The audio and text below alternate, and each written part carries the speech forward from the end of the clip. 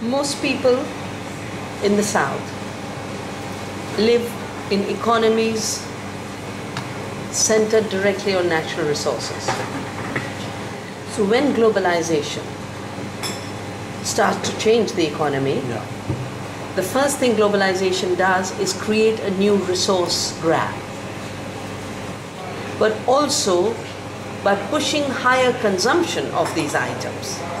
So the greed of the corporations is based on creating overconsumption and consumerism on the part of citizens. This means the resource demand keeps increasing, but that resource demand can only be met by destroying the resources and ecosystems that support local communities. The second way in which globalization creates poverty is by destroying the production systems of local economies. Last year, 2010, we stopped a major mine which aimed at mining a sacred mountain of the tribals. The name of the mountain is Niyamgiri, which means the mountain that upholds the sacred law. And the tribal said, if you destroy this mountain, you destroy our world. Now, this mountain is made of bauxite. Bauxite goes to make aluminium. The bauxite in the mountain provides the water, supports the forests that support the tribals. When the bauxite is taken away, not only is the cosmology destroyed, the water is destroyed, 32 streams would have dried, the agriculture is destroyed, the forestry is destroyed, and with it, the livelihoods and economy of local people, and they become poorer. Two examples. The first is globalization has led to a total takeover of seed in the cotton sector by Monsanto. Globalization forced open India's market and said Monsanto should have a right to sell. Monsanto started to sell GM cotton. The GM cotton price was 7,000% higher than the local cotton price. They created agreements with the seed companies to totally control the seed supply and not allow seed companies to sell anything but the GM cotton. As a result of which, farmers are spending more money.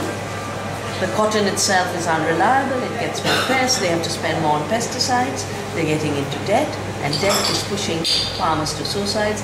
250,000 farmers have committed suicide in 1.5 decades since globalization. Globalization of agriculture has meant the combination of two very strange phenomena.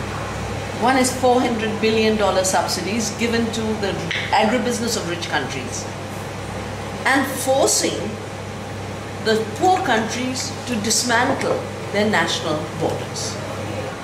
Coconut prices dropped from 10 rupees a nut to 2 rupees a nut because of soya dumping.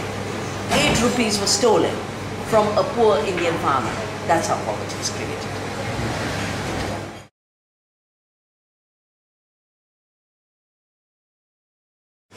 The mechanism that is now arriving in Europe is the same as structural adjustment.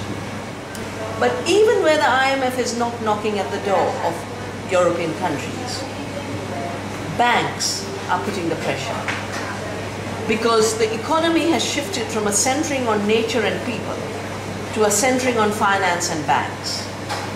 And they have become the rule makers for the economy. What is good for them is supposed to be good for society, even though the opposite is true. What's good for the banks is bad for society.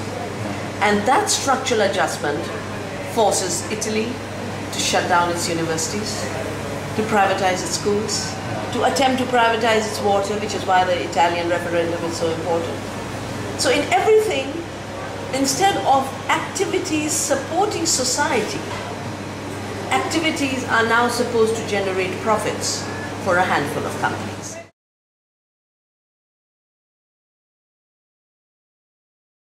But most importantly, the shift has to take place in our minds. We have been made to believe that a handful of banks, a handful of corporations, we have to be dependent on. That dependency, that slavery,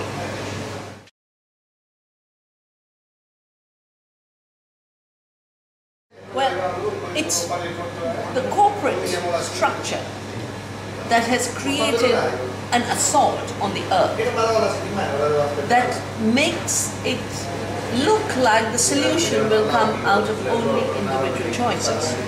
And while we have a duty to ourselves and to the earth to consume less and to be part of a sustainable system, we have that choice.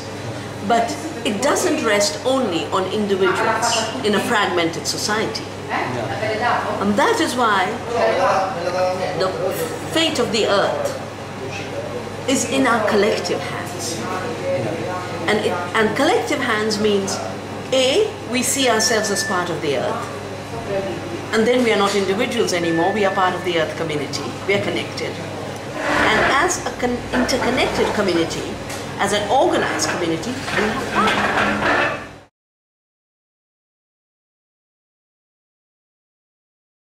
I think that is one of the most false ideas of our times. That the South wants growth because the poor want commodities. Yeah. The poor are fighting commodification. The poor farmers are saying we don't want commodification of agriculture. So the poorest are fighting commodification. The poorest are fighting growth and are in fact part of the regrowth movement, even though they don't use the language.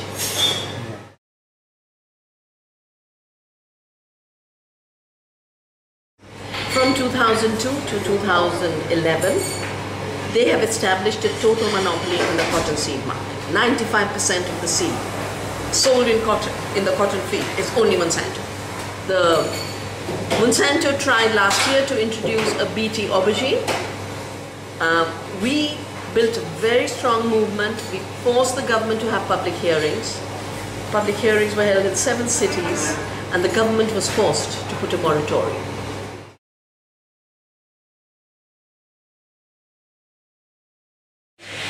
European citizens have been totally committed to keeping Europe GMO free. The lobbyists of Monsanto are very active in Brussels, and that is why year in and year out, the European Commission tries to undo the bans and the moratoria. So in Europe, as in every other part of the world, the issue of GMOs or GMO free is an issue of dictatorship and corruption versus democracy and freedom.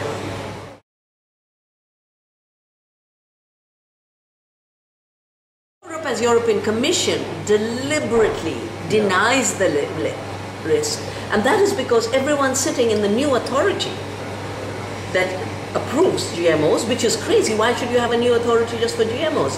You had environmental authorities, you have the environmental commission part of the governance, and then suddenly they created the European Food Safety Authority, which is stacked with people from the biotech industry. So they're just doing their old job, approving. And that revolving door between the industry and EFSA has been established again and again.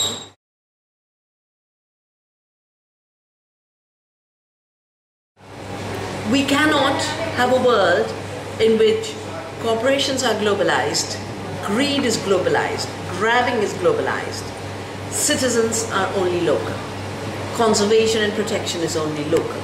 It's an unequal contest. And so Vandana International is founded on this recognition that citizens' responses must also be globally linked. We'll stay rooted locally. I will continue to do my work in India.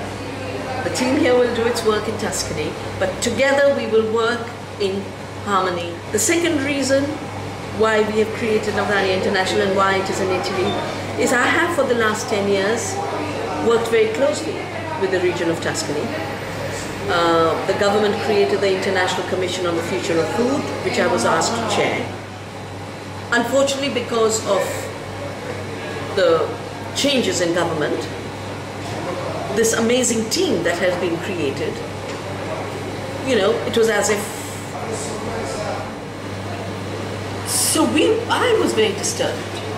And I felt that the tremendous work that had been done by ARTIA, by the International Commission on the Future of Food, should continue.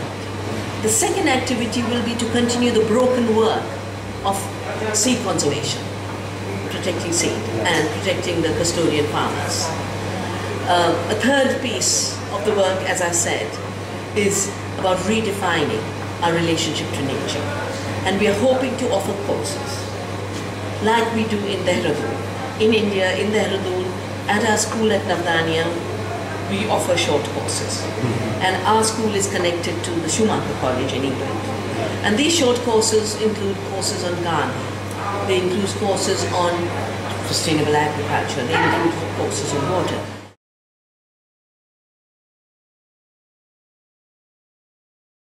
Because we are in this turbulent time of what should be the human enterprise, will we be turned into mincemeat for the globalization machinery, or will each person stand free in dignity?